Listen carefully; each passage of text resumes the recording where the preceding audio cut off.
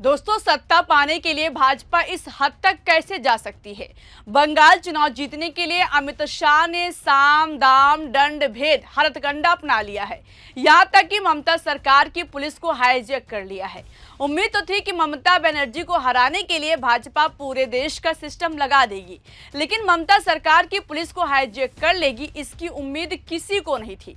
एक तरफ खुलासा हुआ है कि बंगाल की पुलिस को भाजपा ने अपनी मुट्ठी में कर लिया है, तो वहीं दूसरी तरफ शायद अमित शाह को अपनी हार का डर भी सताने लगा है।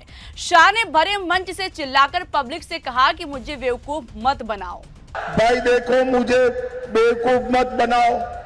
तो कैसे बंगाल की पुलिस अब भाजपा के इशारों पर काम कर रही है और 4 मई के बाद ममता बंगाल की पुलिस के साथ क्या करने जा रही हैं? जनता के सामने कैसे अमित शाह गिड़गिड़ाने को मजबूर हो गए, बताएंगे आपको इस वीडियो में।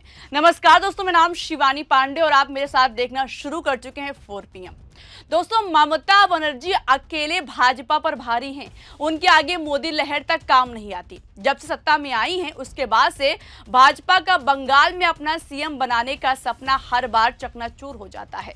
2011 से 2021 तक ममता ने शाह और मोदी को रोका, लेकिन 2026 में शाह ने फैसला कर लिया है कि हर हथकंडा अपनाओ, लेकिन सत्ता ममता बनर्जी से छीन कर ले आओ।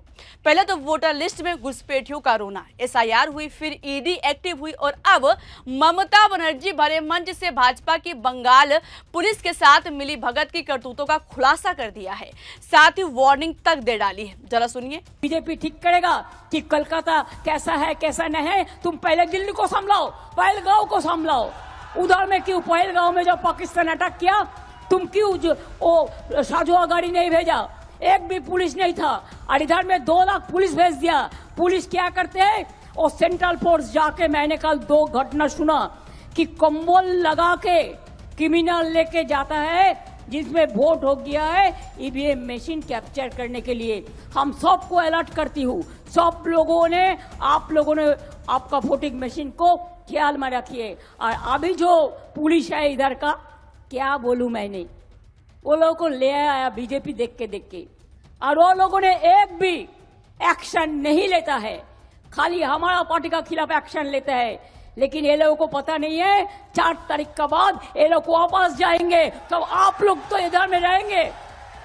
आपको चाय हम देंगे, आपको मिठाई हम खिलाएंगे, आपको परिवार को हम लोग देखेंगे। क्यों बीजेपी का ऊपर आप काम करते हैं? I don't want you should work for Trinamool Congress also. You work impartially for the people of this state. This is only my request.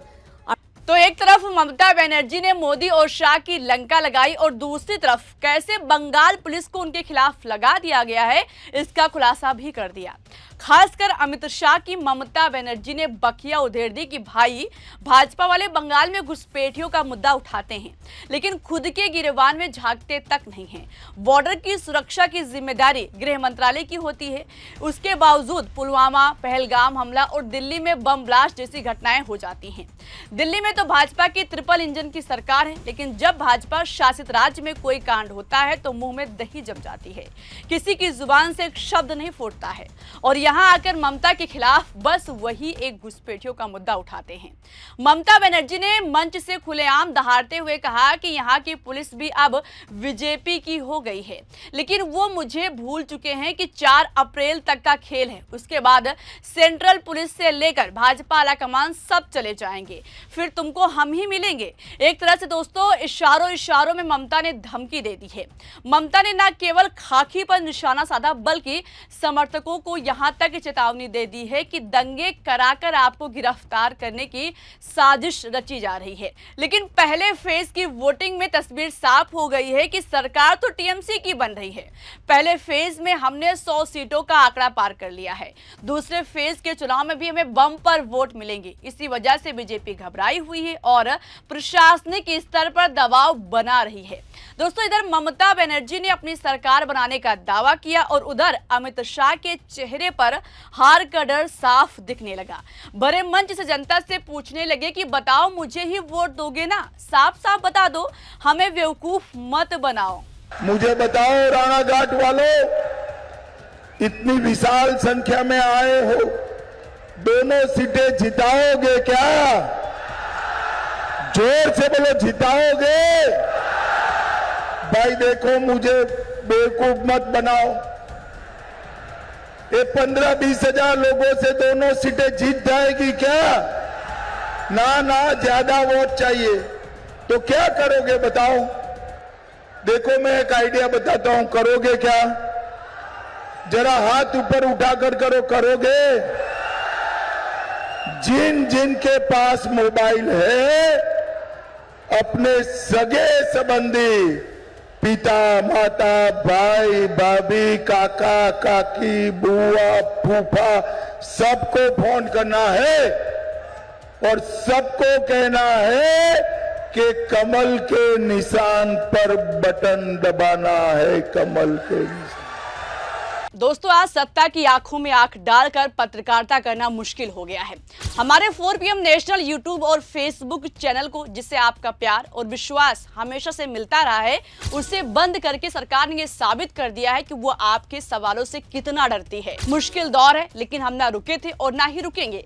हम सच के लिए हमेशा लड़ते रहेंगे। ऐसे में 4 PM यूपी को ज्यादा से ज्यादा ज्वाइन करें और स्वतंत्र पत्रकारिता को जिंदा रखने के लिए जितना हो सके हमारा आर्थिक सहयोग करें। आपके सहयोग से ये जंग हम जीत कर रहेंगे। अब आप सोच रहे होंगे कि अमित शाह तो अपने समर्थकों से वोट मांग रहे हैं, लेकिन इसके मायने समझिए। दोस्तों, पहले चरण के वोटिंग में जिस तरह से छप्पड़ फाड़ कर वोटिंग हुई है, इससे एक चीज क्लियर है कि बंगाल की सियासत की तस्वीर इस बार बहुत अलग होने वाली है। टीएमसी का कहना है कि बंगाल की जनता ने SIR के खिलाफ खुलकर वोटिंग की है। ममता दावा कर रही हैं कि उनको 100 सीटें मिल चुकी हैं। इससे भाजपा के अंदर हार का डर कितना है, इसका अंदाजा आप खुद लगा सकते हैं कि अमित शाह जनता से अपने पड़ोसियों और रिश्तेदारों को फोन करके वोट डलवाने की बात कह रहे हैं। मोदी के चाणक्य सोच रहे होंगे कि जब ममता को पहले चरण में 100 सीटें मिल जाएंगी तो दूसरे में तो बहुमत का आंकड़ा पार कर जाएंगी, क्योंकि इसमें वो सीटें हैं जहां पर टीएमसी अच्छी खासी मजबूत है। इसलिए भाजपाइयों को अंदर ही अंदर डर सता रहा है। टीएमसी दावा कर रही है कि चाहे जितनी साजिश रच ली जाए, लेकिन अमित शाह की चाणक्य नीति धाराशाही हो जाएगी। देखने वाली बात होगी कि दूसरे चरण के चुनाव में क्या होता है। क्या अमित शाह अपनी पूरी ताकत लगाकर ममता की लहर को रोक पाएंगे? इस पर दोस्तों आपको क्या लगता है, अपनी राय बताइएगा। इस वीडियो को शेयर कीजिएगा, लाइक कीजिएगा और देखते रहिए 4 PM। नमस्कार।